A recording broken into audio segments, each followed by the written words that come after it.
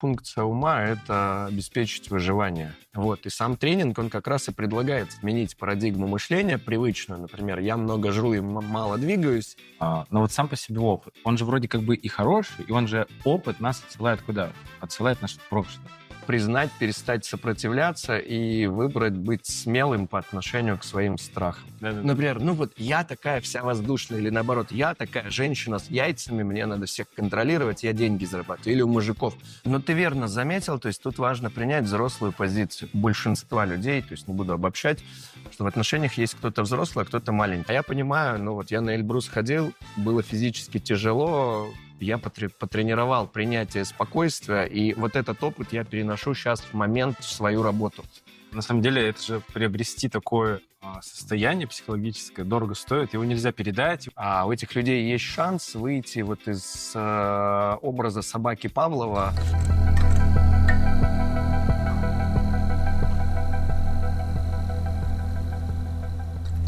Друзья, всем привет! С вами Владислав Мозгарин. И сегодня у меня на выпуске мой наставник, мой первый тренер в тренинговом формате Максим Тищенко. И сегодня, как говорится, ученик встретился с учителем, и мы поговорим сегодня о разных откровенных, сокровенных темах именно.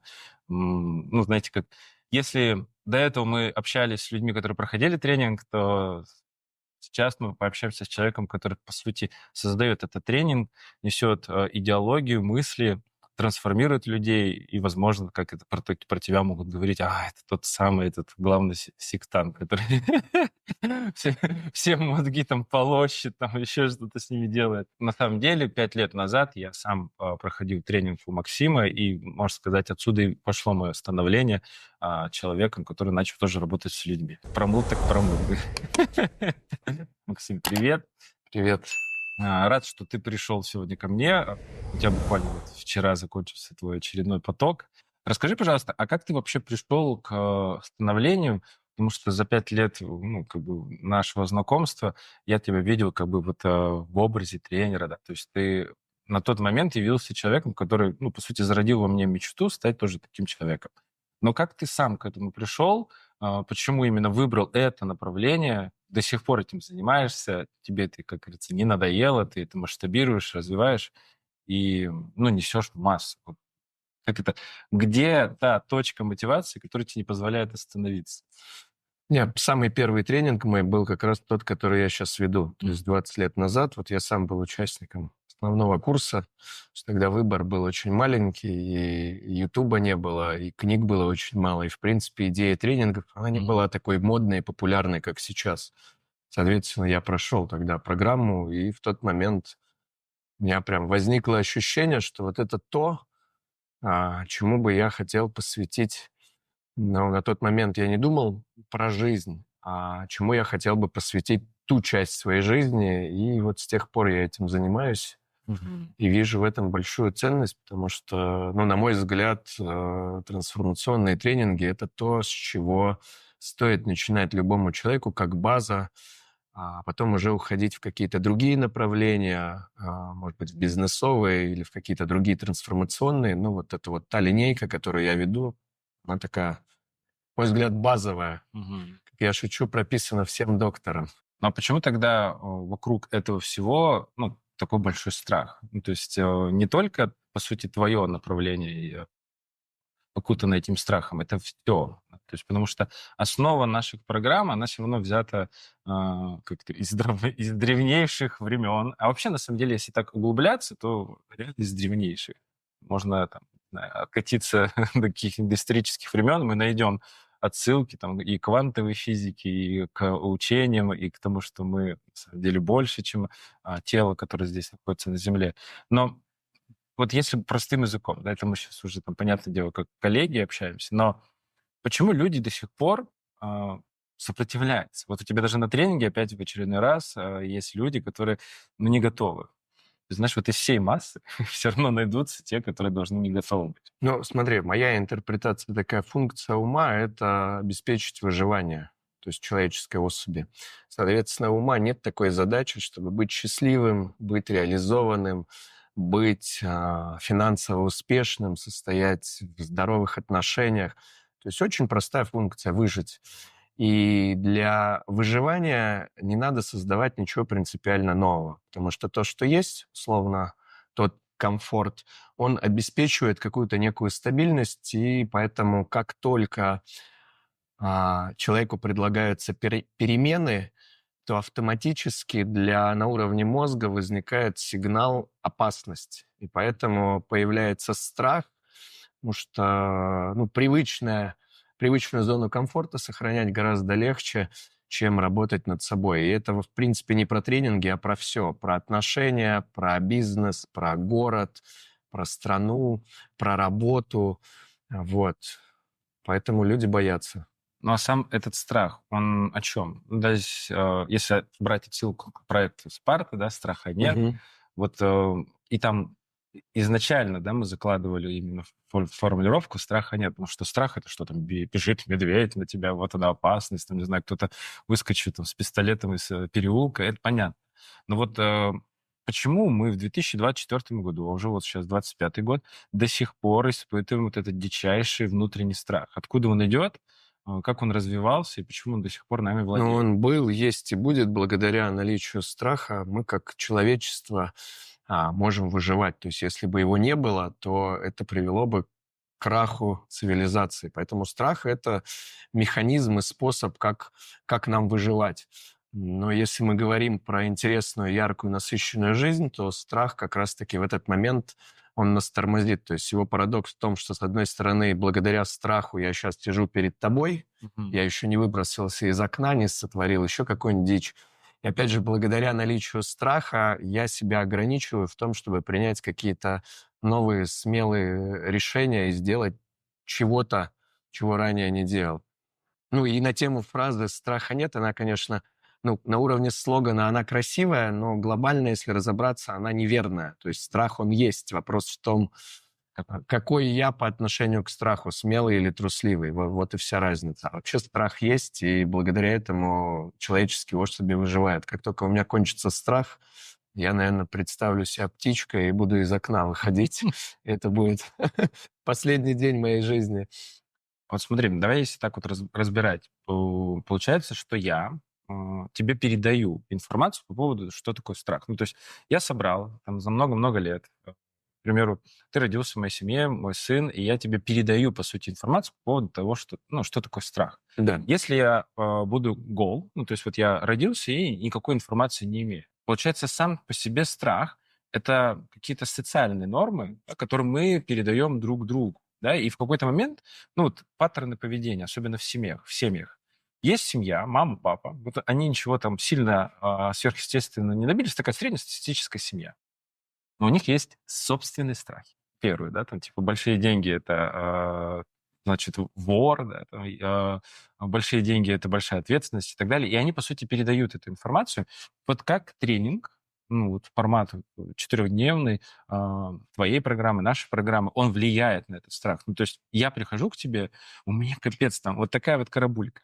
Вот что ты доносишь человеку, чтобы он понял, что те формы страха, которые он уже приобрел за эту жизнь, на самом деле, ну, ты правильно сказал, это, кстати, один из самых главных страхов, что на тренинге там тренер манипулятивно сейчас тебя заставит, ты в окошко там прыгнешь, это что? Ну, такого же нет. Ну, то есть это как бы фундаментально страх о собственной жизни, его нельзя, как бы, не знаю, переписать. Не знаю, нужно каким быть манипулятивным гипномастером, да, чтобы это сделать. Я помню, когда ты еще на тренинге говорил, типа, что здесь все это НЛП, ты еще тогда фразу говорю, странно, я вроде как не обучался, но вроде как будто бы это делаю, да? Ну, это вы мне так рассказываете. Как ты на самом тренинге работаешь со страхом? Ну, то есть как человек отказывается от того и начинает в своей жизни, ну, вот ты занимаешься айронменом, да, то есть вот это же тоже страх, вот там плавать, ехать, вот это все, типа умрешь, да, тело говорит, нет, нет, нет, ты не справишься. Что ты делаешь на тренинге для того, чтобы побороть страх? Первое, я предлагаю людям, в принципе, заметить, то есть осознать, что это есть. Мгм. Первая идея. Вторая идея — это перестать сопротивляться страху, бороться с ним, как говорят многие. Мне надо побороть мои страхи. То есть не надо бороть страхи. Страх — это инструмент защиты, инструмент выживания. Он необходим. То есть это адекватно чего-то бояться. Как раз неадекватно ничего не бояться. То есть я таких людей в жизни встречал, их уже нет на этой планете. Поэтому осознать, признать, перестать сопротивляться и выбрать быть смелым по отношению к своим страхам. То есть если это реально не угрожает моей жизнедеятельности, а большинство страхов, они же надуманные. То есть вот если я выйду из окна, понятно, это угрожает моей жизни, или встану перед поездом. Вот это страх, который реально угрожает моей жизни. А страх, например, подойти, поговорить с незнакомым человеком на улице, или открыть бизнес, даже если я обанкрочусь, это то, что моей жизни точно не угрожает, но это то, что тормозит большинство людей, и люди не разделяют истинные страхи, которые угрожают их жизни, от ложных, надуманных, связанных как раз вот то, что ты говоришь, во многом с родителями, потом в целом с обществом, детский сад, школа, весь этот прошлый бэкграунд, прошлый опыт, он, конечно же, ограничивает мышление и, собственно, мешает многим людям принимать какие-то новые, смелые, яркие решения. Вот сам по себе опыт. Вот я на тренинге, когда начинаю с людьми разговаривать про опыт, там такие дискуссии, но вот сам по себе опыт, он же вроде как бы и хороший, и он же опыт нас отсылает куда? Отсылает наше прошлое.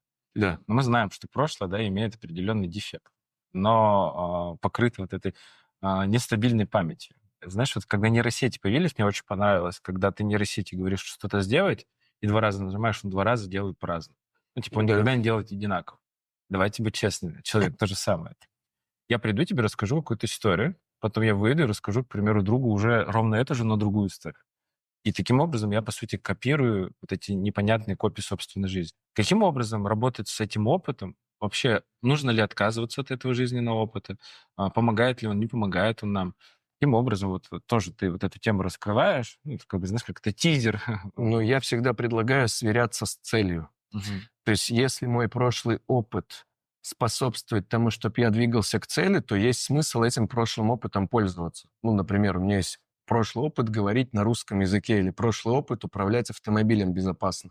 И он мне позволяет достигать моих целей. Окей, это полезный прошлый опыт, использую. Но если у меня есть прошлый опыт, где я там не имею денег, где я проявляюсь трусливым, просираю свои возможности, то вряд ли этот прошлый опыт будет мне полезен в движении к новым целям, например, сделать там X3 в деньгах.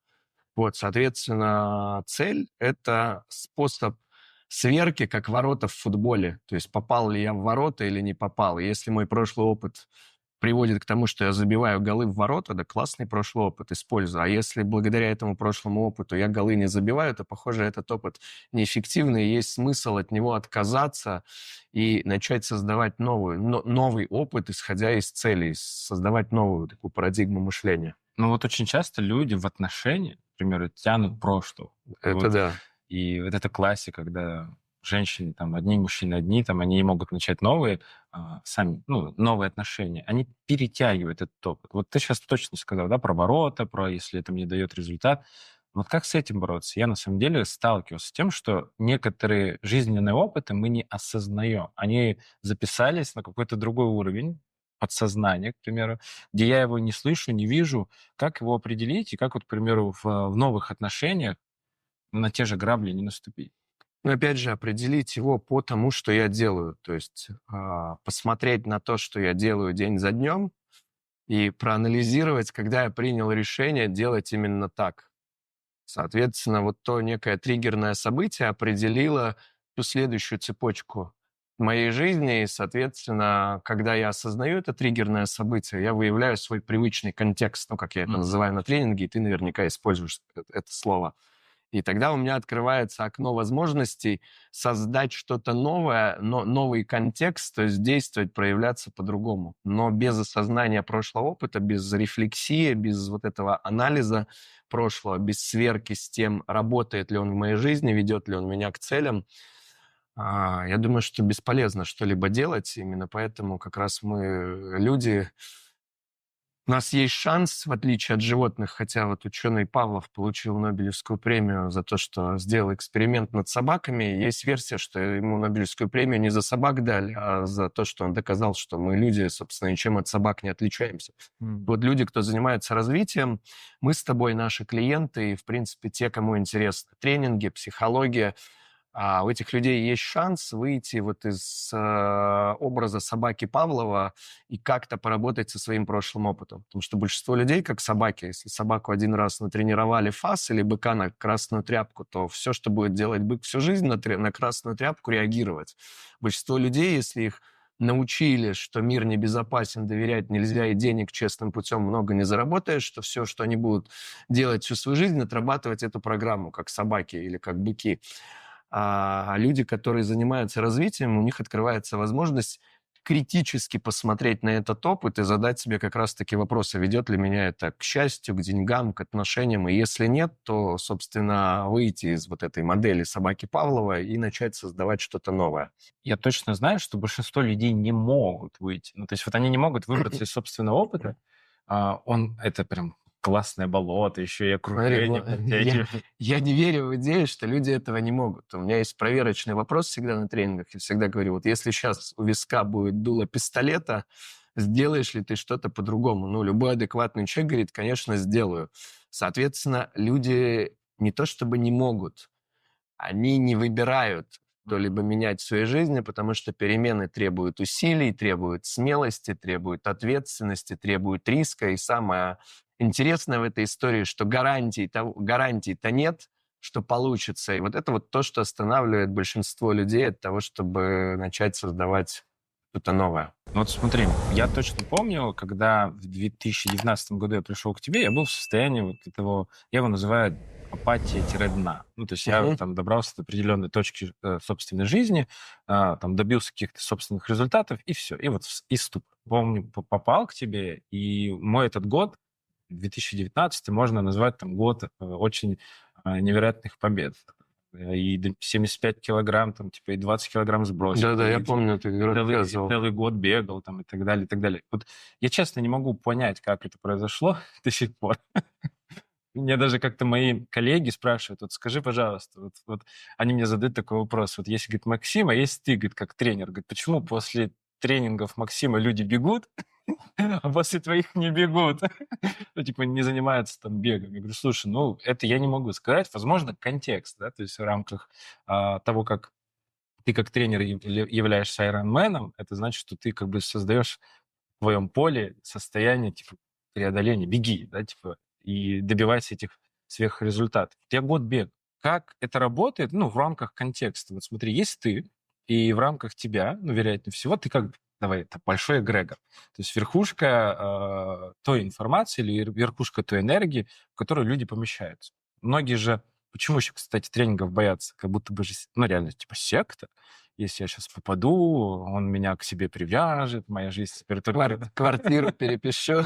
Моя жизнь только теперь на нем будет строиться, он теперь будет... Ни у кого в стране нет столько квартир, как у меня. Так вот, почему это, ну, реально это работает?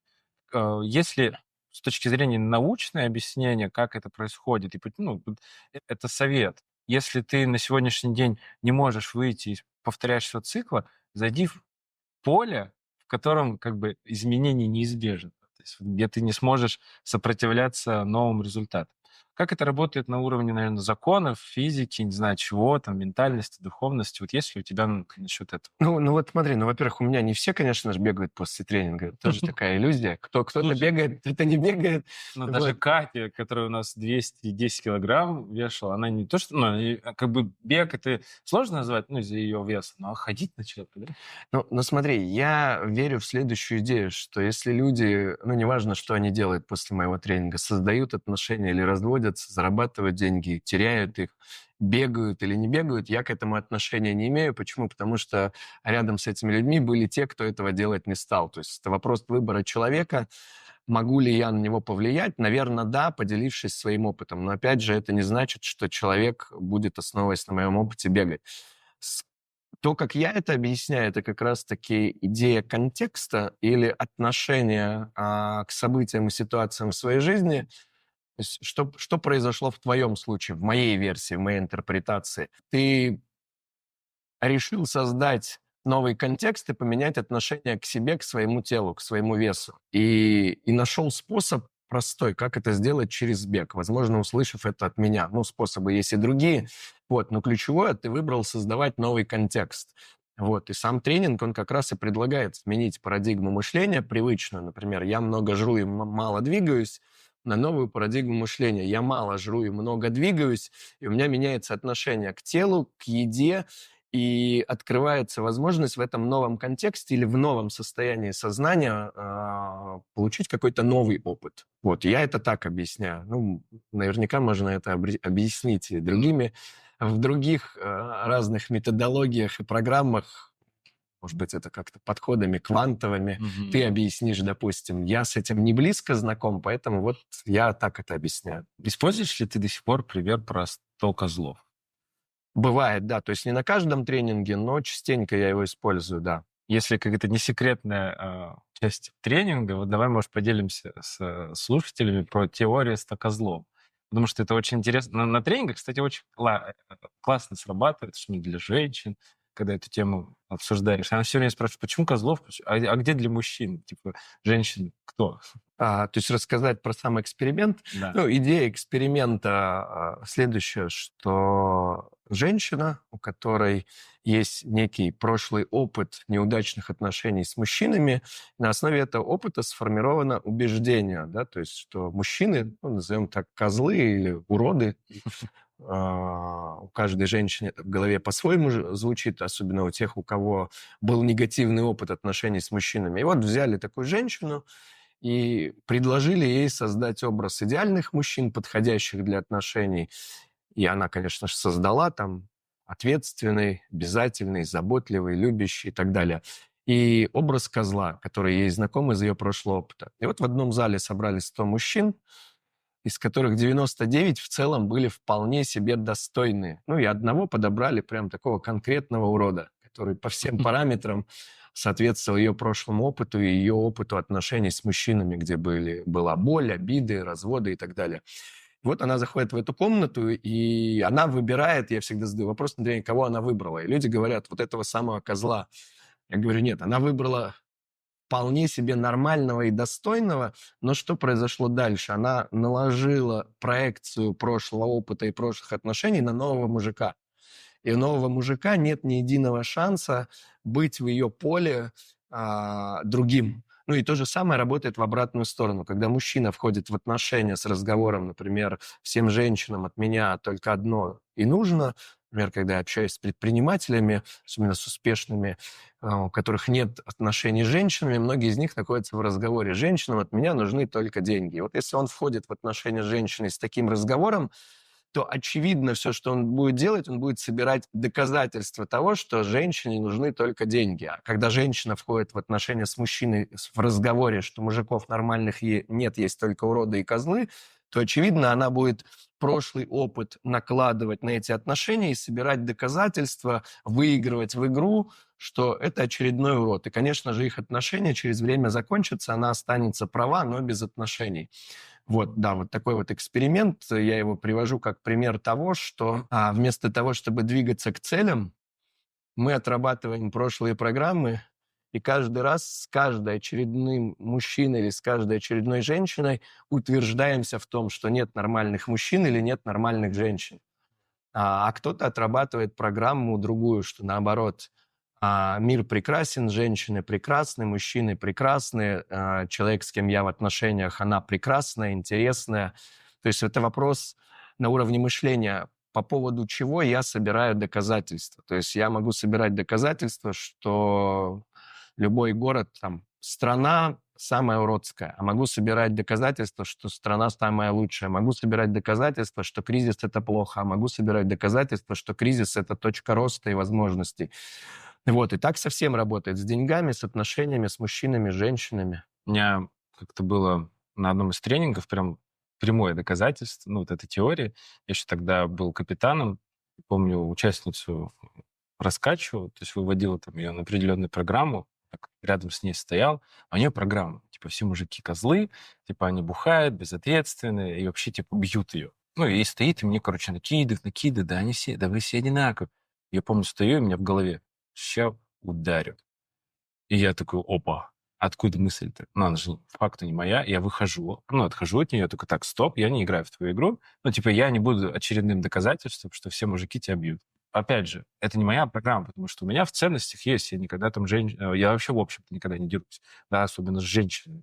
А здесь конкретная мысль и еще внутреннее такое желание уже, типа, прям реализовать. Я говорю, так, надо выходить, короче, из этой программы.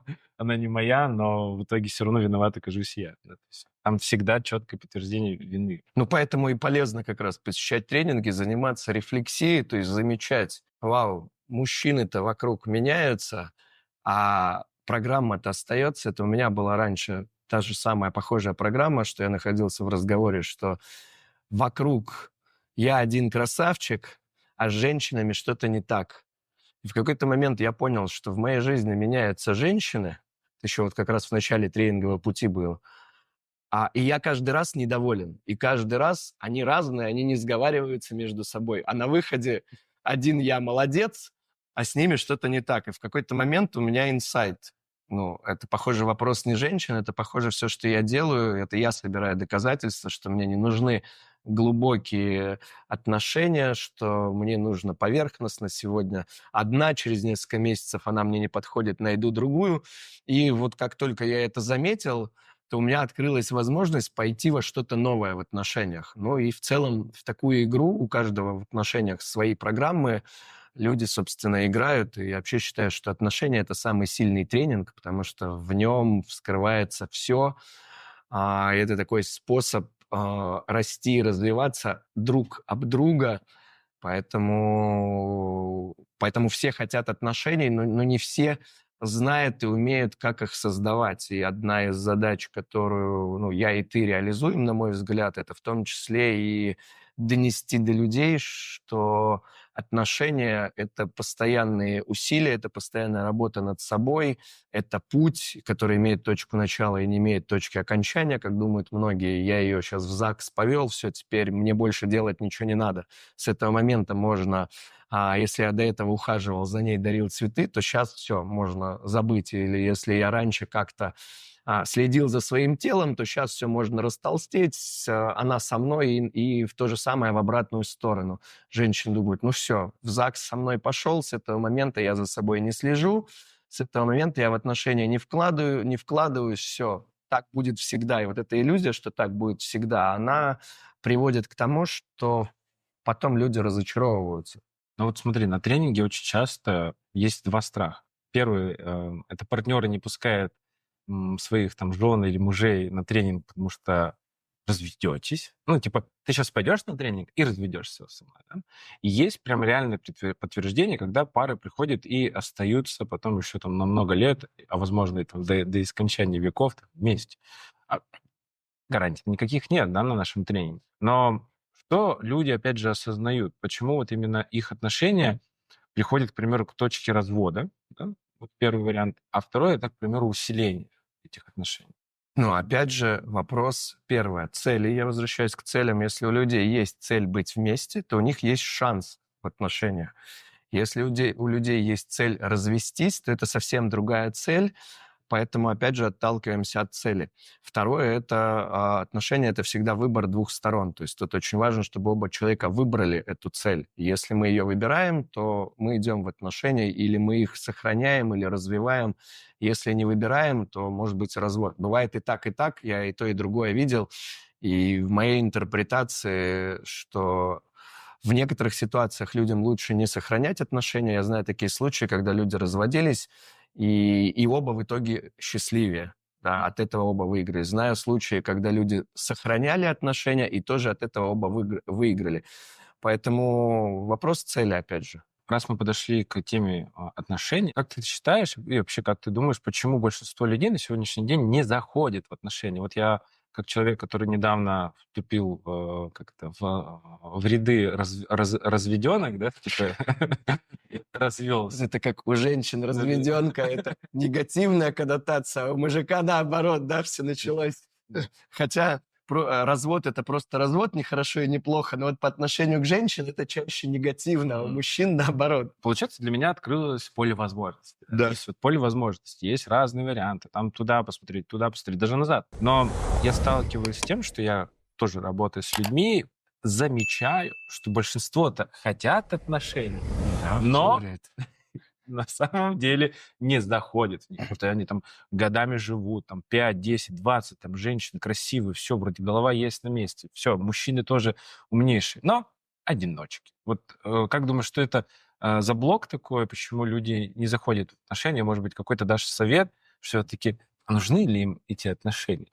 Ну, смотри, у меня по поводу «хотят», я так стебусь над этим словом, что, например, я много лет уже хочу мотоцикл. У меня, правда, нет категории и мотоцикла у меня нет. Но я его всегда сильно хочу, особенно летом, например. Зимой меньше хочу, а летом хочу больше. И у меня по этому поводу интерпретация следующая, что действия создают результаты, а желание меня никуда вперед не продвигает. Это такое приятное ощущение на тему обладания кем-то или чем-то.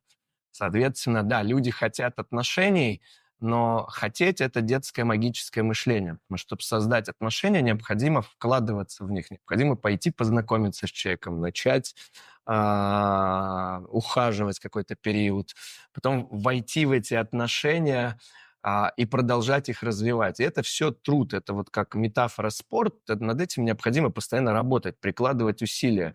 Большинство людей в детском магическом мышлении. Сейчас все будет само.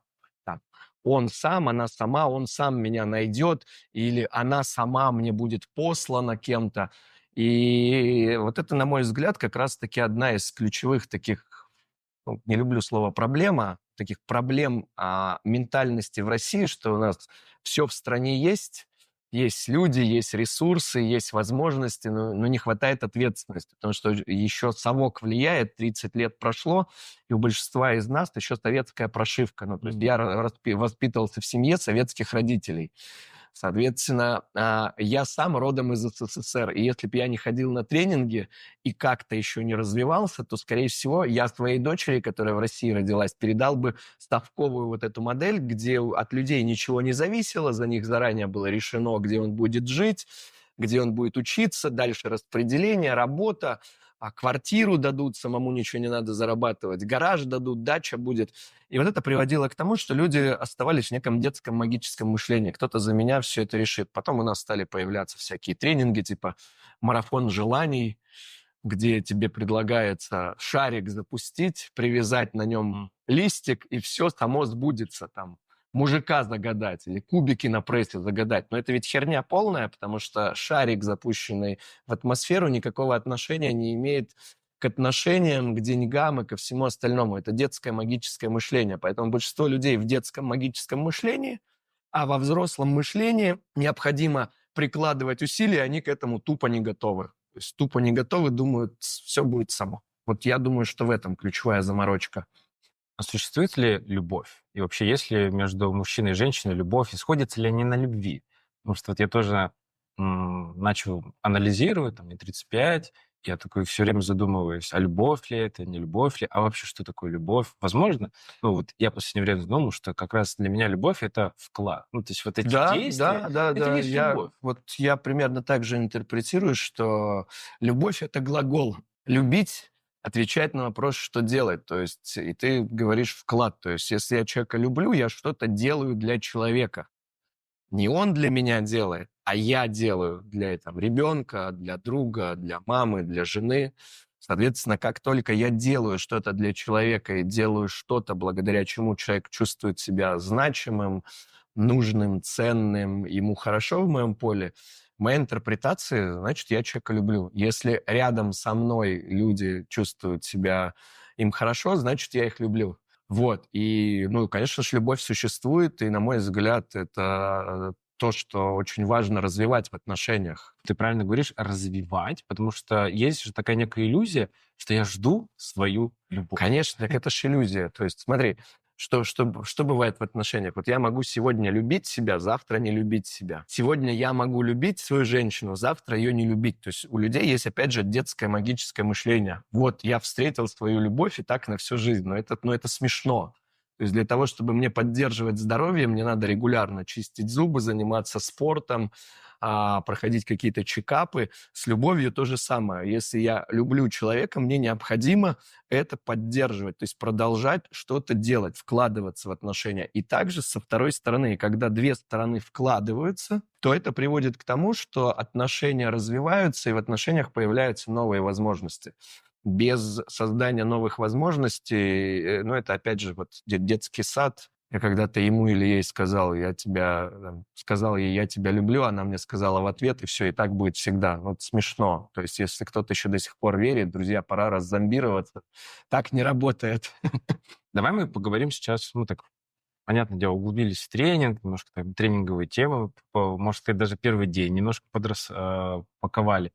Но давай про личность, да, то есть про Давай. жизнь нашу прекрасную. Мне даже интересно, так как ты мой наставник, учитель, который дал мне вот этот шаг, да, в это направление, мне даже стало интересно. У тебя опыта больше, ты много лет, и с чем я столкнулся, да, то есть давайте так, я расскажу этапы, с чем я столкнулся в становлении тренерства, да, и мне очень интересно, как ты это проживаешь, вообще какие у тебя есть советы мудреца и так далее, и так далее, и так далее. Первое, это вообще, наверное, касается сейчас всех людей, которые хотят заниматься работой с людьми, то есть вот вкладываться в людей и так далее. Первое, с чем я столкнулся, это тем, что отсылочка, да, я уже развелся, развелся я по причине того, что вклад в людей оказался больше, по сути, чем вклад в мою женщину. И это как раз тоже там явилось, что я там в разных городах, мне нужно ехать в этот город, в этот город, в этот город, а женщина моя в одном сидит, ждет такая, когда он вернется. Вот как ты с этим справился, какие у тебя жизненные появились принципы, потому что большинство людей, ну, не готовы. Наверное, даже, знаешь, как второй партнер не готов, наверное, к становлению, часто же тормозят еще, типа, нет, зачем тебе это надо, какой ты там тренер, давай ты лучше сюда, зачем тебе в людей вкладываться? Ну, то есть масштаб не растет. А я знаю, что ты с Кристиной, и она тоже работает с людьми. Вот, является ли это тандемом, да, то есть когда оба человека работают с людьми, или это, наоборот, еще тот гемор, да, когда этот работает, или, наоборот, это и есть идеальная картина отношения людей, занимающихся с людьми? Ну, я думаю, что, конечно же, является, но в первую очередь даже не то, что она работает с людьми, а то, что она сама постоянно развивается. То есть она даже сейчас, в текущий момент жизни, развивается где-то больше, чем я, то есть прям регулярно проходят какие-то новые курсы. Если я уже больше веду, то она очень много в себя вкладывает. И я думаю, что в этом есть ответ на вопрос, почему мы до сих пор вместе, потому что, ну, понятно, что женщинам очень тяжело, когда вот я в рамках своей профессии регулярно также отсутствую дома. Вот я сейчас в Иркутске, у меня 6 дней, то есть почти неделя нет дома. И в этом плане я всегда говорю, что у меня супер мудрая жена, супер мудрая. То есть, потому что быть со мной непросто, вот как ты рассказываешь, то есть постоянно в разъездах, и справиться с этой тренировкой, пройти ее в мудрости и принятии может только женщина, которая сама развивается. Соответственно, вот это важно, на мой взгляд, даже не столько работа с людьми, сколько развитие, идти самой в глубину в исследование себя, что, вот, например, если муж уезжает, то что я в этот момент, что я не принимаю в этом, чему я сопротивляюсь, и начинать с этим работать. Вот. И благо Кристина по этому поводу очень большую работу внутреннюю проделывает, и я убежден, что именно это одна из причин, почему нам удается сохранять отношения. Сколько вы уже вместе? Вот это... 9-й год. Расскажи вот про вашу, как это правильно сказать, наверное, общую фишечку, да, по поводу росписи. Да. То есть вот есть же многие люди боятся одной росписи там в ЗАГСе. А у вас было одно время, вот я помню, в соцсетях, вы в разных местах заключали союз. Но это такая игра была, то есть, опять же, такая игра, она позволяет освежить отношения, привнести в них что-то новое. То есть я говорю на тренингах, что любые отношения, неважно, отношения мужчина-женщина, отношения родители-дети, отношения бизнес-партнер, они обречены всегда на полное отсутствие новых возможностей. То есть в какой-то момент я начинаю говорить, ну, я о ней все знаю, все. И я все знаю про наши отношения. И мозгу становится неинтересно. И поэтому в этот момент мы вот придумали такую игру, что давай раз в году мы будем в какой-то стране по какой-то новой традиции проходить такой ритуал создания союза. Сейчас мы это не делаем, кстати, было бы круто это освежить, уже несколько лет не делали. Но и это позволяло вот такую привнести новизну. Вот вроде женщина та же, мужик тот же, но мы привносим что-то новое. И это тоже ломало общепринятые шаблоны, что вот один раз надо пойти в ЗАГС. Все. Мы один раз сыграли свадьбу, теперь рутина. Кто сказал, что это можно делать один раз? Я вот как раз, мы тогда решили, что можно на одной и той же женщине жениться 10 раз по разным традициям. За одного и того же мужчину можно выйти замуж много раз. Для этого не надо даже разводиться. Можно просто приехать, условно, в Лас-Вегас, там по местной традиции, на Бали, куда-нибудь к шаманам по их традиции. И вот мы в эту игру играли, нам это нравилось, это привносило новые возможности в отношения. Вот часто мы сейчас говорим про то, что мы в разъездах, да, то есть Да. вот как тренера. Но это же на самом деле только маленькая часть. Есть же много профессий, ровно таких же, где мужчины, к примеру, а вообще, если брать прообраз мужчины, то, ну, да, в этом даже доисторические времена вышел из пещеры, вышел из средневекового замка, в крестовые походы там, на много лет. А женщина такая сидит и ждет. Но в наших реалиях, да, понятное дело, там, типа, все быстрее, там, доступнее, цифровые технологии, но принцип добычи мамонта или добычи ресурсов мужчине-то остается. То есть мы же все равно остались у истоков. Но что я замечал? Это вот такая интересная тема. Возможно, ты поделишься, как вы пришли к какому-то общему решению. Когда мужчина выходит из дома, женщина говорит, я соскучилась, быстрее вернись. Там, типа он такой, ладно, возвращается домой. Но возвращаясь домой, он не может добывать ресурсы. Говорит, ты мне надоел, иди работай. Он уходит работать, он такой, нет, вернись. И вот это вот туда-сюда, туда-сюда. Часто, на самом деле, вот это тоже происходит. Опять же, почему, возможно, это происходит? Потому что сам этот партнер не знает, чем свою жизнь занять, да? То есть он не понимает вот именно взрослую свою позицию. Да. Вот как у вас сейчас это происходит? Какие-то есть... Ну, ты верно заметил, то есть тут важно принять взрослую позицию. То есть чаще всего, что происходит в отношениях большинства людей, то есть не буду обобщать, что в отношениях есть кто-то взрослый, а кто-то маленький. Иногда взрослый, ну, оба взрослые по паспорту, но я имею в виду по психологической взрослости. Есть папик, назовем его так, и есть доченька. И может быть одинаковое количество лет, но она находится в детском магическом мышлении, и ей нужен папа. Соответственно, это не взрослые отношения. И бывает иногда наоборот, что есть мама, которая усыновила взрослого мужика. И, соответственно, вот это первая точка, с которой надо разбираться. То есть в отношениях важно быть взрослыми. Когда два человека взрослые, у них есть своя жизнь, свои увлечения, хобби, интересы. У меня Кристина шутит по этому поводу. Мне с тобой хорошо и без тебя хорошо. И у меня примерно такой же подход. Вот я сейчас не дома, мне хорошо без Кристины. Мне хорошо с самим собой, потому что с самим собой, вот с этим чуваком, мне всю жизнь жить. И если я с собой не помирюсь, и мне с самим собой будет плохо, то как я могу создать, поддержать в счастье другого человека? Вот это как раз проблема многих людей, что они входят в отношения и хотят приобрести любовь, счастье или какие-то другие состояния за счет другого человека.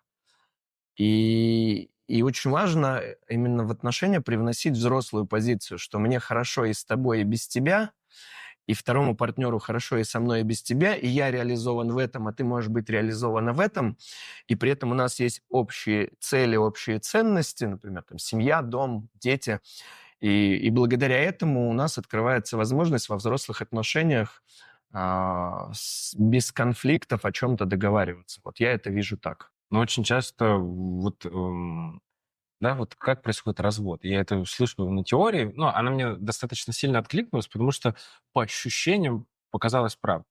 То есть очень часто, когда два партнера расходятся, один вкладывается в отношения, а второй не вкладывается. И в этот момент происходит дисбаланс. Да? То есть здесь слишком много дал, а отсюда... Ну, либо оба не вкладывают. Либо оба не. Да. Либо один вкладывался, другой нет, потом оба перестали вкладываться. Ну, наверное, то есть это ответ уже как бы... Да, ты уже много раз говорил про детскую мечтательную эту позицию. Но давай тогда затронем тему финансов. Это тоже Давай. очень такая горячая тема между всех партнерами. Да? Это же часто ну, там, мужчины требуют, там, ты должен зарабатывать деньги, деньги, деньги, деньги, и женщина такая, ой, я красивая. Я все время буду делать отсылку именно как у вас, потому что именно твоя модель сейчас, она вот, ну, как бы, на мой взгляд, я смотрю, вы вместе, ты развиваешься, она развивается, и вот каким-то образом вы пришли к каким-то взаимодействиям, даже, наверное, на уровне денег. А, Что ты вообще сам, на самом деле, думаешь по поводу вот этих классических: мужчина должен зарабатывать, все деньги в семью, женщина там тратит? Опять же, советская тема. Да. Я даже ролики видел, где мужчина показывает, сколько у него рублей в кармане, он говорит, рубль, а сколько у женщины? Там 40 рублей. Вот Ну, что... я думаю, что это полная хрень. То есть вопрос, как договоримся. То есть и как будет устраивать обе стороны. То есть я реально знаю такие случаи, где жена зарабатывает больше, чем мужик, и они так договорились. Мужика устраивает быть подкаблучником, быть послушным дома, а жену устраивает быть реализованной и зарабатывать деньги. Она там ему дарит часы за лям, роликсы. И вот он живет такой, его устраивает это. И они так договорились, с ними вообще в порядке. То есть если люди так договорились, что женщина в семье крутая, ну вот, например, яркий пример Wildberries, Татьяна Ким, да, то есть самая богатая женщина России. Понятно, что мужик у нее не зарабатывает. Этот процент, который она ему дала, это, по сути, подарок ему. Фартануло, прилетело от жены, и он еще там что-то с ней судится. Принял бы вообще в благодарности и не возмущался. Ну, это моя позиция, да, когда я наблюдаю их развод. И понятно, что там все деньги у нее. И их какое-то время это устраивало. У них там, если мне не изменяет память, 7 детей, и вот они жили сколько-то лет. Потом развелись, значит, перестало устраивать. Бывает наоборот. Семьи, где мужчина зарабатывает деньги, женщина не зарабатывает. Бывает семьи, где мужчина зарабатывает и женщина зарабатывает. У нас с Кристиной были разные периоды. Был момент, когда только я зарабатывала, она прям взяла паузу, 2 года вообще ничего не делала. Вот, и я содержал семью. До этого, до нашего знакомства у нее был период, когда у нее был бизнес, где она прям пахала, купила квартиру и так далее. Сейчас она снова зарабатывает, и поэтому, ну, и я зарабатываю. Ее это устраивает, меня устраивает. То есть мы так договорились, и у меня по этому поводу нет разговора, что мужик зарабатывает или женщина. То есть у меня есть у самого потребность создавать деньги, потому что это для меня важно. Но есть мужчины, у которых такой потребности нет. И это тоже неплохо, если всех... Ключевое важно ведь, чтобы всех все устраивало. Вот чтобы мы сели вот так открыто, поговорили. Если женщина говорит, меня устраивает, что ты не зарабатываешь, я прокормлю семью. Все вообще, если вы от этого счастливы, да, пожалуйста.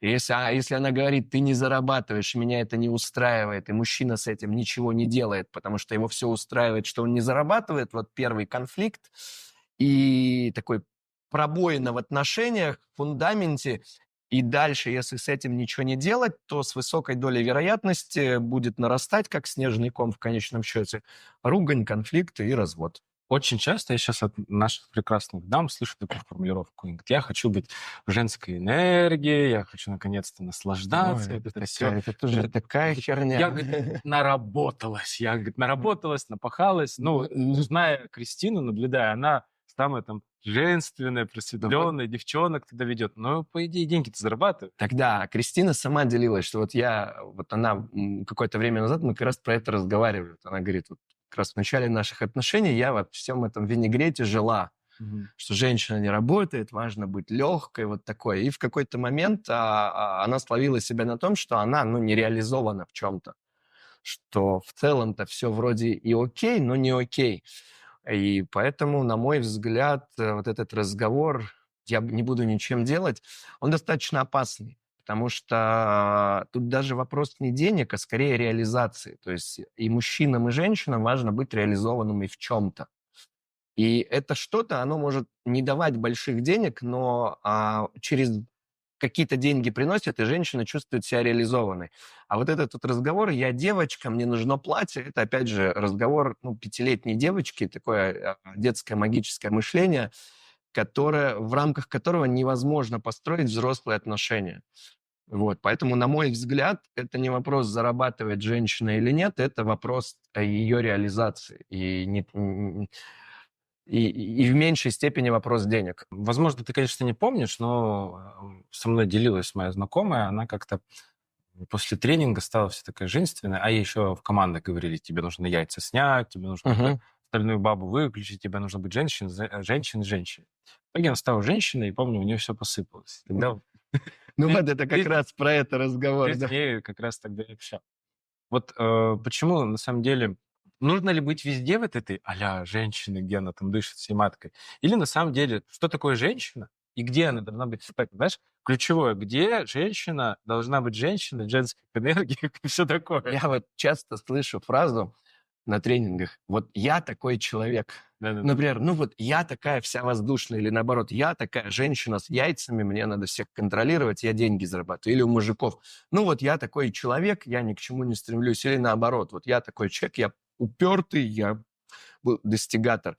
Я исхожу из того, что я и ты можем быть разными. То есть я могу быть достигатором, могу быть лентяем. Кристина может быть там вау-вау, мягкая, летучая, а может быть очень крутым достигатором. Я ее видел и в тех, и других ролях. То есть я исхожу из того, что важно быть разным, и есть ситуации, где полезно быть легкой и воздушной, а есть ситуации, где необходимо быть сфокусированной даже с яйцами женщины.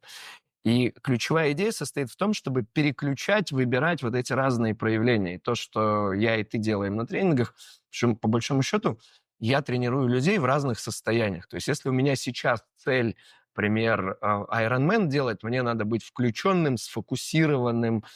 А если я сейчас там с друзьями чилю, то в этот момент мне надо быть легким и расслабленным. И легкость и расслабленность в Ironman мне будет мешать, а если я приду такой напряженный, сфокусированный, целеустремленный к друзьям, где мы просто ржем и тусим, то это тоже мне будет мешать. То же самое в отношениях. Девушка приходит на какую-то вечеринку, там можно быть легкой и мягкой, и женственной, и даже следует так проявляться. А потом включаются какие-то домашние дела, не знаю, дети, бизнес или работа, и там есть смысл включать, подключать целеустремленность. У меня Кристина по этому поводу шутит. Я когда за руль сажусь, она говорит, я включаю внутреннего тракториста. То есть, типа, в этот момент за рулем тракторист, она матерится, она может там сигналить, и она так по-мужски водит.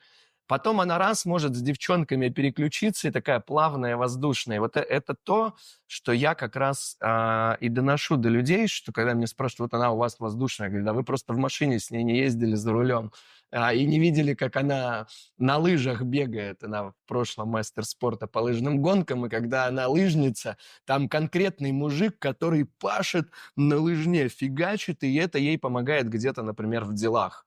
Вот. И я-то тоже могу быть разным, иногда там ленивым, не желающим что-либо делать, а иногда сфокусирован. Опять же, вопрос целей. То есть какая у нас сейчас цель? Да? Например, сейчас у нас с тобой цель поговорить о чем-то важном, глубоком. Я под эту цель настроился. Да? Если мы сейчас пошли с тобой, ну, условно, пить пиво, то, наверное, я бы проявлялся по-другому, и мы бы ржали, использовали, может быть, не самые приличные выражения в диалоге. Вот. Но это не подходит данному подкасту. Поэтому какова цель? Исходим из цели. Из твоих же слов я услышу. То Да. есть, к примеру, когда женщина хочет легкости, она включает женственность. Да. Что мужчине делать? Мы тогда что включаем? Почему мужчине нельзя сказать, я сегодня Почему можно? я мужественный? Кто сказал, что нельзя? Я Но говорю, судя по тому, как позиционируется женская вот эта комьюнити, она говорит, ну так я женственная, я там маткой дышу. Тебе надо быть мужиком. Я говорю, я хочу иногда тоже быть да. расслабленным. Ну смотри, вот опять же моя интерпретация. Вот я встречаюсь со своей дочкой или вообще с маленьким ребенком. То есть в общении с маленьким ребенком необходимо как раз включать вот эту мягкость, легкость, женственность, опять же. И у меня, и у тебя есть и мужское, и женское начало, инь-янь, и у женщины есть мужское и женское начало. Вот за рулем у меня Кристина мужик, а с девчонками она женщина. И она может быть разной. Я с дочерью выключаю там достигатора, ну, я иногда на тренингах бываю очень жестким, где-то даже доминирующим, упертым. И я понимаю, что если я так с ребенком буду взаимодействовать, то это кранты. Ребенок скажет, это вообще что тут за тиран, надо валить. Поэтому там мне необходимо включать женское начало, как раз-таки мягкость, гибкость, расслабленность. И это именно то, что запретили большинству мужчин. Вот когда говорят, мужчины не плачут, да с хера ли не плачут? Мгм. Все адекватные мужики плачут, и благодаря тому, что я могу плакать, я могу проживать свои чувства, могу быть здоровее, и это полезно вообще проживать свои эмоции. Поэтому мужчине тоже необходимо быть мягким, плакать, включать свою женскую часть в каких-то моментах с детьми, с близкими, с родственниками, сентиментальным быть. Я там с животными очень часто сентиментальный. И это нормально. То есть это говорит о том, что человек здоровый психически. Как раз-таки нездоровый мужик – это тот, кто «я мужик, я не плачу, мне больно, мне страшно, но я буду держаться до последнего». Потом инфаркты, инсульты, ранние смерти, неудовлетворенность жизнью. И наоборот, у женщин, женщины сильно вот эти мягкие, дышащие маткой, это тоже очередной перегиб, они потом не способны решать многие вопросы, брать ответственность за свою жизнь, за детей, за финансы. Поэтому важно быть разным, и быть разным, исходя из целей. Ну, резюмирую уже эту мысль, доносил. Получается, на сегодняшний день, по сути, нам создали перекос. Вот я просто реально уже устал бороться. Бороться тоже такое слово, поэтому, Ну видимо, да. и борюсь. Да, поэтому и борешься, да. Всё верно. Сам себе ответил. Да, да. На самом деле просто вот я реально встречаю разных женщин, и я говорю, слушай, ну у тебя же сильная сторона, ну то есть у тебя бизнес был, это сильная сторона. Нет, я теперь хочу там дышать маткой. Я говорю, ну если посмотреть на результаты, у тебя все развалилось к чертям. Но зато дышу маткой. Я говорю, ну зашибись, конечно. Да, верно, перекос из одного переклинило в другое. А что если, ну, идея и я могу быть и сильной, у меня бизнес, и я могу быть легкой и мягкой. И в зависимости от цели я выбираю быть какой. То есть в этом как раз и есть сила. Почему? Что как раз проблема, на мой взгляд, плохих тренингов, что они говорят людям, что то, как ты жил, это неправильно. Вот если то, как я жил, дало результат, например, в деньгах, почему это неправильно? То есть рабочее есть смысл оставить, но при этом, если я уперся в потолок, надо понять, где и что нового я могу, опять же, создать. Поэтому вот эти вот разговоры, дышать маткой, все вот эти отлетевшие, ну, это вот как раз-таки, на мой взгляд, про, опять же, нецелостность, про непринятие своей теневой стороны или наоборот, про выпущенную теневую сторону и про непринятие привычной, ну, как ее Юнг называл, персоны или проявленной стороны. Окей, про отношения мы поговорили, но вот возвращаясь опять же к самому человеку, который проходит тренинг. Почему именно эти 4 дня дают достаточно сильную перезагрузку? Ну, то есть, что там происходит? И вот про твои победы. Вот я бы тоже хотел поговорить по поводу Ironman, Эльбруса. Вообще, как ты к этому... Ну, то есть, вот эти вызовы, почему ты их себе бросаешь? Зачем? Ну, у тебя что, страха нет, что ли? Вот страх есть. Да-да-да. Но что происходит в рамках 4 дней с мышлением, что человек реально... Ну, там же реально у нас есть люди, которые после тренинга там и на Эльбрус сходили, да, там, и так далее, и Ironman пробежали. Вот что происходит именно с точки зрения вот этого мотивации, как она появляется? Ну вот как раз происходит то, о чем мы сейчас с тобой говорили, что человек узнает себя привычного. Вот, например, для кого-то привычно это быть крутым достигатором. И открывает для себя возможность в хорошем смысле побыть разгильдяем. Мгм.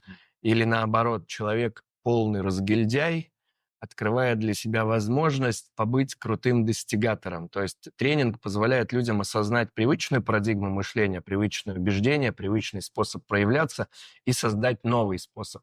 Вот почему я это делаю? Ну, потому что я долгое время в своей жизни находился в разговоре, что я что-то какой-то нереализованный, недостигатор, что, соответственно, это такой способ у меня реализовывать мою достигаторскую часть. То есть я разгильдяй, трусливый, там, нерешительный, который ничего не делает в своей жизни. Вот я в этой модели прожил достаточно много лет. То есть я точно знаю, что я просрал много возможностей в своей жизни.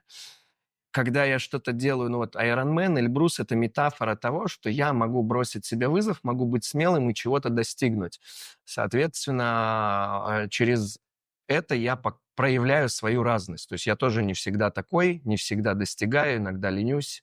Поделись именно внутренним ощущением, когда ты первый раз Ironman ты преодолел, на Эльбрус попал. То есть вот эти... Мы же знаем, как это в фильме «Мирный воин», да? То есть не сама цель является целью, да, а вот путь является вот этим состоянием. Потому что когда ты оказываешься там, там уже другое состояние. Но вот что Ну ты для да. этого Когда состояния оказался получил? там, ничего не поменялось. А вот именно путь, он как раз он взращивает. Ну, для меня это в большей степени это психологические практики. То есть, понятно, там задействована физика, но для меня это про психологию, про мышление, потому что когда я иду на Эльбрус, я себя искусственно погружаю в дискомфорт. Ключевое искусственно, я сам это выбрал. Моя интерпретация, или я сам себя погружу в этот дискомфорт искусственно, или что-то произойдет вовне, исходя из чего я буду чувствовать тот же самый дискомфорт. При этом важно понимать, что жизнь, она всегда связана с дискомфортом. То есть это иллюзия верить в то, что в жизни розовые единороги, все может быть волшебно. Ну, это опять же про детское магическое мышление, про волшебников, про Дедов Морозов. Во взрослой жизни бывает по-разному. Поэтому я себя искусственно туда погружаю, создаю себе дискомфорт, и в этом дискомфорте я себя психологически тренирую быть в принятии, быть спокойным. И это мне потом, вот эта метафора, этот опыт, мы же с тобой сегодня начали с прошлого опыта, этот прошлый опыт потом можно переносить на какие-то другие сферы жизни. Например, веду тренинг с утра до ночи. В субботу начал там, в 9 утра, в 12 ночи закончил. То есть, и кто-то может сказать, ой, тяжело. А я понимаю, ну вот я на Эльбрус ходил, было физически тяжело, я потренировал принятие спокойствия, и вот этот опыт я переношу сейчас в момент в свою работу. Вот для меня это еще и про это. То есть это такие психологические практики, которые позволяют сонастроиться с головой, уйти в какую-то медитацию, проверить себя в трудной ситуации, осознать свои реакции. Короче, это вот про психологию для меня. То есть я все делаю как прикладной инструмент, который можно потом использовать в своей работе и как примеры, как прожитый опыт, и для своей собственной жизни. Слушай, ну это покруче, чем iPhone. Ну, конечно, это поинтереснее, чем Потому iPhone. что, на самом деле, это же приобрести такое состояние психологическое дорого стоит. Его нельзя передать, его нельзя Да. купить. iPhone можно потерять, он устареет. Это штука, которая когда-то у меня ее не будет.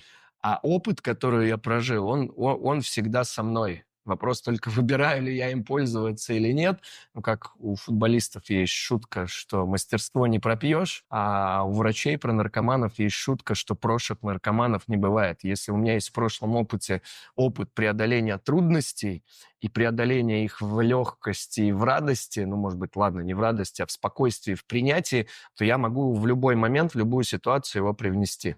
Знаешь, вот я ездил на Рикард, на ретрит. Сколько мне? 35 лет, и я 35 лет утверждал, что я не умею плавать. Вот. Я не умею плавать. Меня не научили. Родители не научили. Да. И научился, прикинь. Причем научился я где-то за 3 минуты. То есть у меня тоже Максим, кстати, мой наставник, Грудин, он говорит, пойдем, я тебя научу плавать. Я говорю, да, Макс, ты гонишь. Типа, я 35 лет не умел плавать, а ты меня тут, типа, научишь. Он говорит, заходи в воду. Вот руками так делай, ногами так. Я такой, давай. И я поплыл. Я ничего не понял.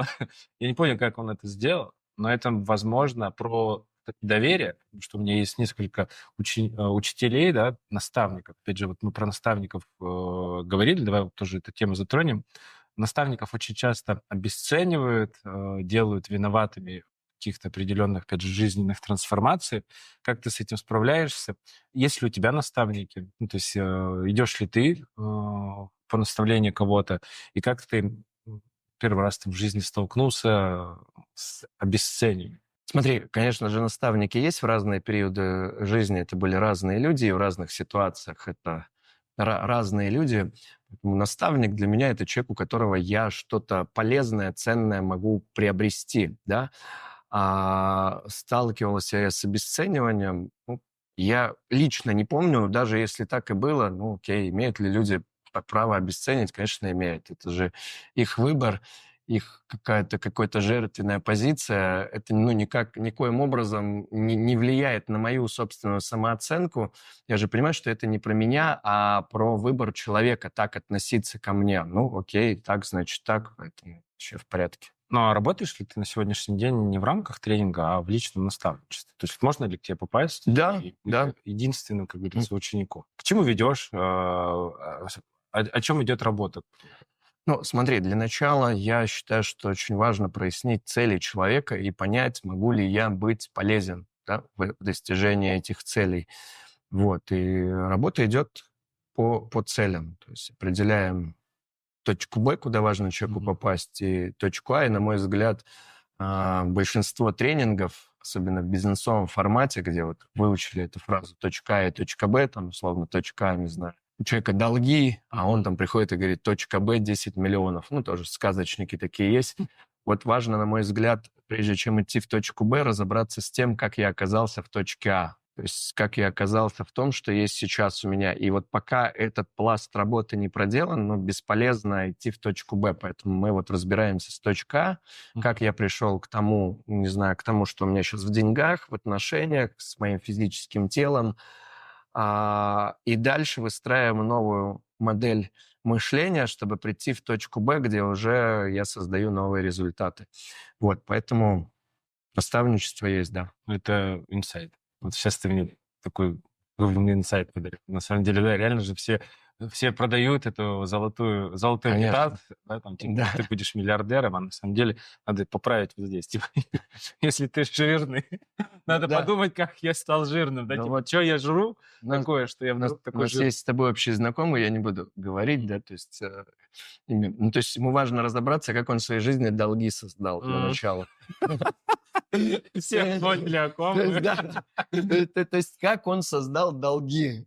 И вот пока он с этой моделью мышления и проявления не разберется, у него нет ни единого шанса создать финансовый прорыв. Вот. Это, как, знаешь, в прошлый раз ты меня спросил, вот если я увижу у него результат, тогда я пойму, зачем мне идти к тебе на фрактал. Да. Ну, могу сказать, у меня это подставило.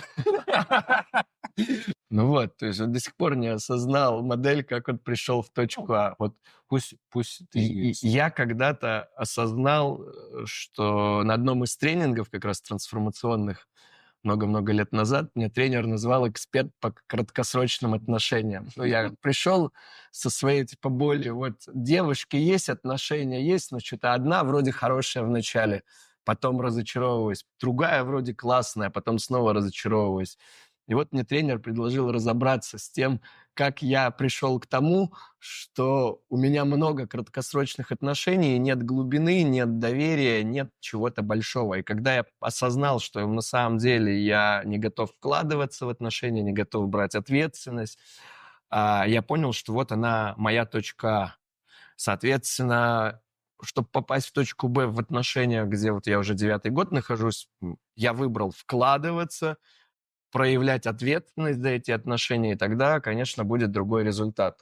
Давай мы сейчас вот этот блок посвятим людям, которые работают с людьми. Да? То есть, Давай. по сути, мы как эксперты, которые прошли какой-то жизненный опыт, типа, вот они, мы такие тренера, там, коучи там, и так далее, и нас видят по-разному. Да? То есть вот я помню, есть такой, я его назвал, не знаю, может быть, такого термина и нет, я его назвал «любовь первого тренера» называется. Да, ну, есть. Я думаю, что это как, знаешь, как совсем первым в жизни. Да. То есть первый тренер, первый учитель, там, не знаю, Типа вот первый мужчина, первая женщина.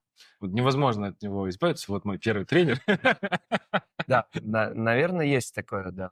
И вот потом все остальное начинается, типа, какая-то, знаешь, сравнивание и так далее, и так далее. Но когда я становлюсь этой личностью, то есть я стал тренером, я столкнулся с интересными вещами. То есть я, ну, знаешь, как, когда я смотрю на тебя и думаю, вот, Максим, он такой, вижу тебя там в рамках 4 дней, я вижу там и идола, да, то есть это типа идеализирую какую-то картинку. Но в рамках твоей жизни есть жизнь. Да? Да. И вот в моей жизни тоже есть жизнь. Это люди спрашивают, что это он, как это он так выглядит? Я говорю, ну, я тоже человек, у меня есть тоже психологические какие-то моменты, у меня есть тоже своя личность, у меня есть тоже какие-то свои жизненные моменты.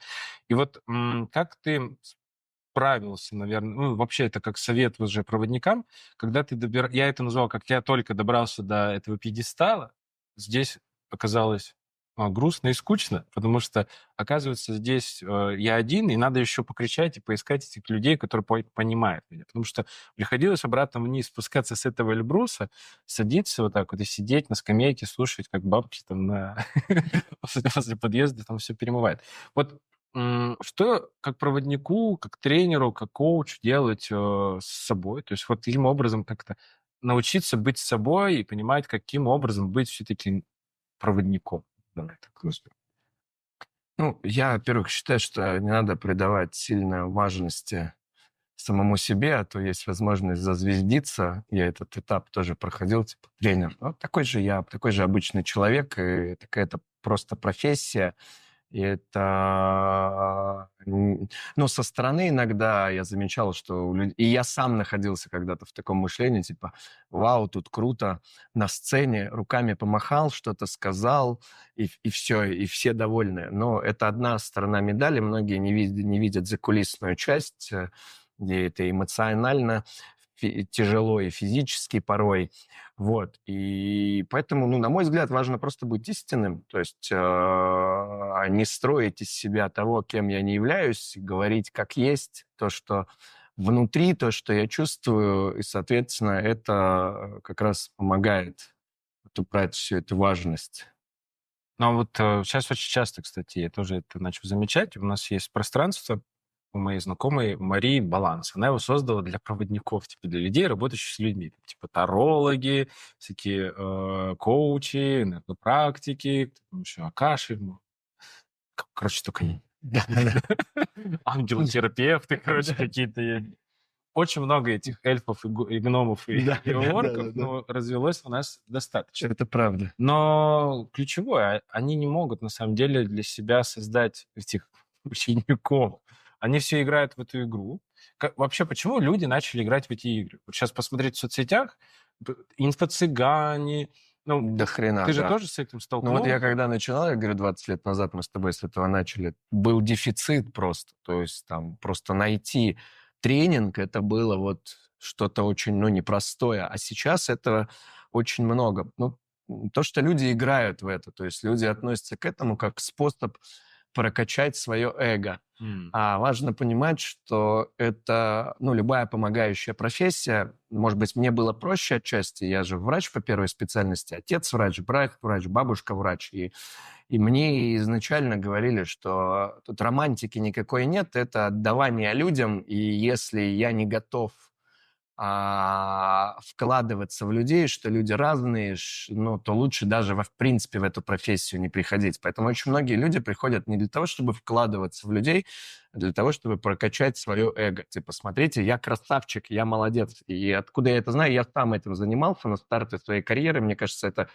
все начинающие тренеры через это проходят. И вот именно цель-то нашего тренинга осознать, что эго нужно для достижения целей, но круто, когда сердце управляет головой. Не когда голова берет власть над сердцем, а чаще происходит наоборот.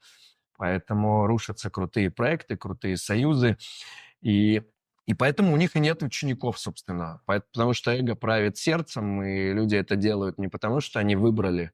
У меня как-то одна из моих наставников, тогда я сам тренинги не вел, приглашал в свой тренинг-центр тренера, она говорила, Лена, что она задавала мне вопрос, вот смотри, а тогда что-то было прям с наборами какой-то вопрос, спад, и она задала такой вопрос, вот, а ты готов это делать без денег или вообще в минуса? Я сказал, готов. Она говорит, все окей, тогда ты на своем месте. Ну вот, и я по факту продолжаю это делать. Она говорит, очень простая проверка. Если человек не готов это делать безусловно, без денег, то это значит, он просто не готов к этой профессии. То есть, что бы я мог посоветовать таким людям, это первое, начните делать это бесплатно. То есть это абсолютно адекватно в любой профессии. Люди приходят на практику и делают это бесплатно, чтобы набраться опыта. Неважно, барберы, врачи, водители, учителя, все проходят путь стажерства. Соответственно, на обучениях коучингу есть прям даже такое задание, там, проведите, не знаю, 10, 20, 30, 50 бесплатных коуч-сессий, набейте руку.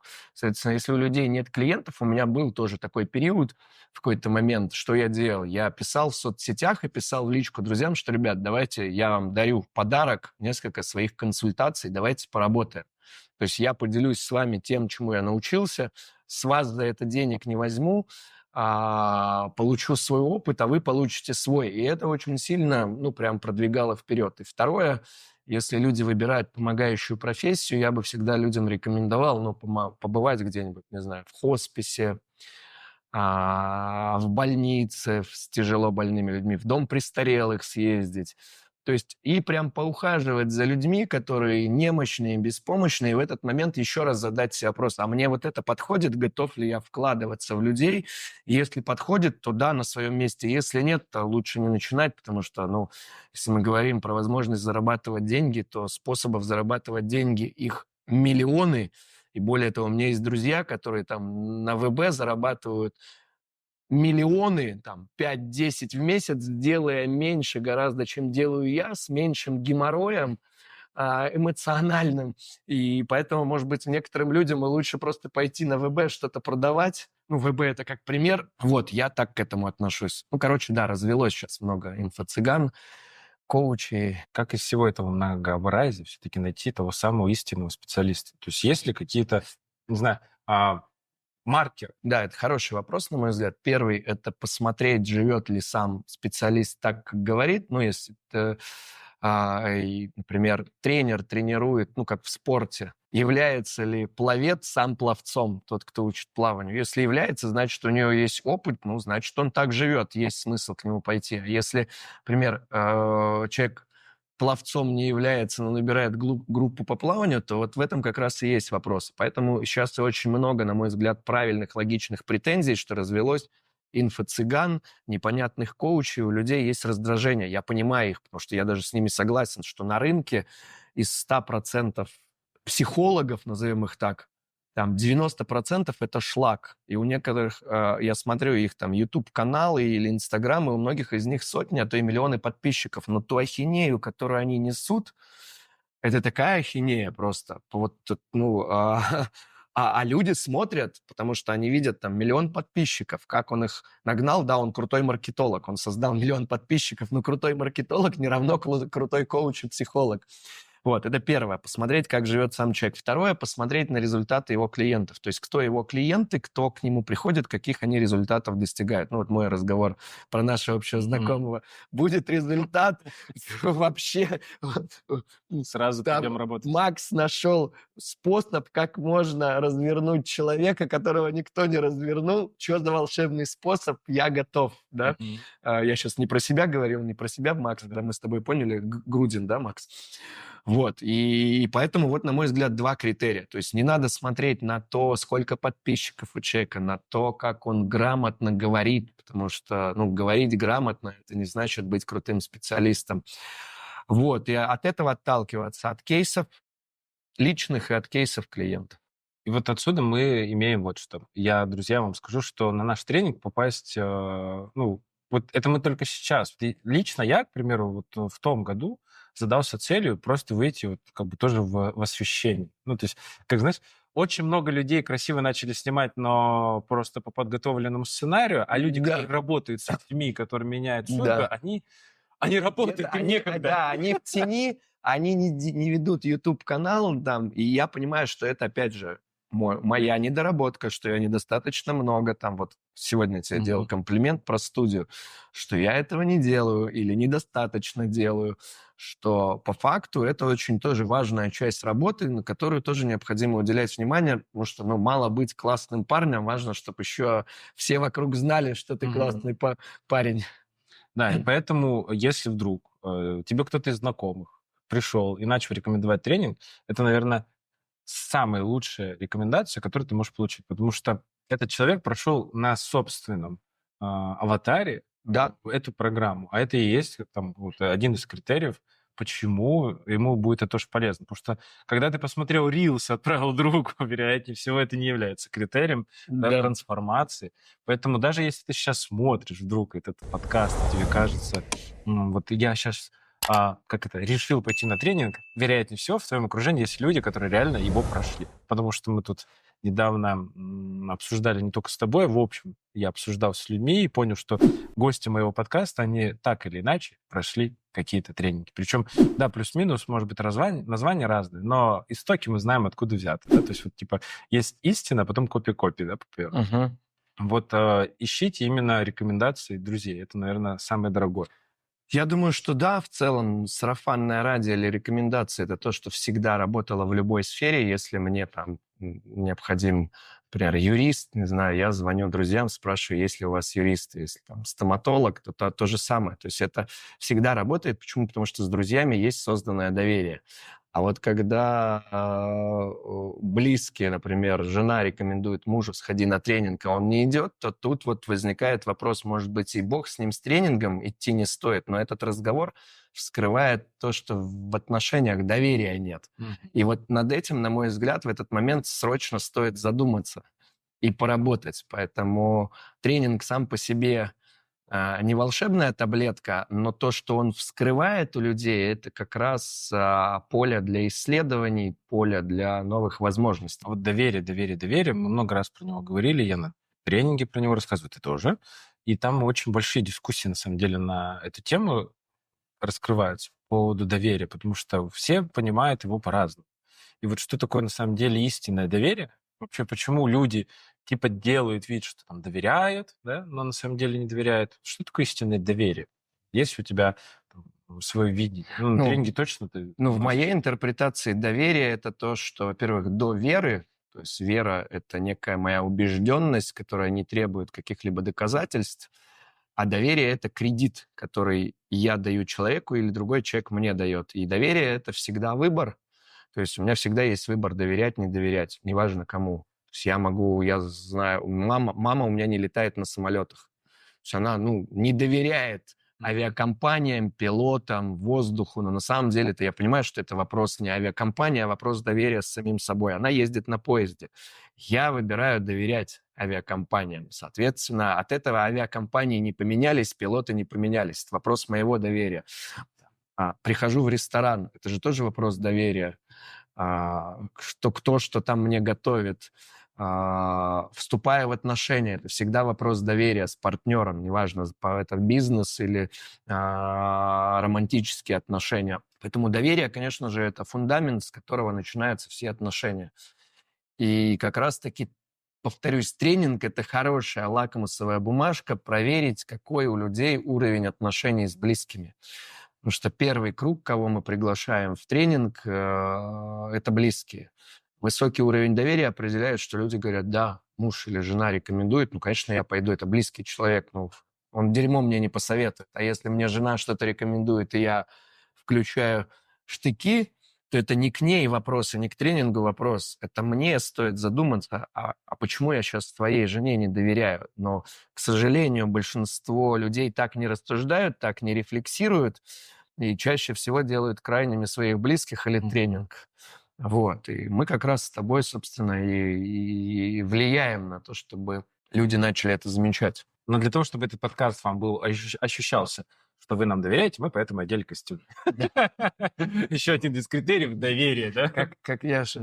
Я всегда говорю, что критериев доверия на самом деле не существует. И шучу на тренинге, что в наше время нет оснований доверять незнакомым людям, если они складно разговаривают и надели костюм с галстуком. Поэтому я всегда предлагаю все концепции, которые я транслирую, их проверять на практике. То есть вот взять и проверить та модель мышления, которая у меня есть.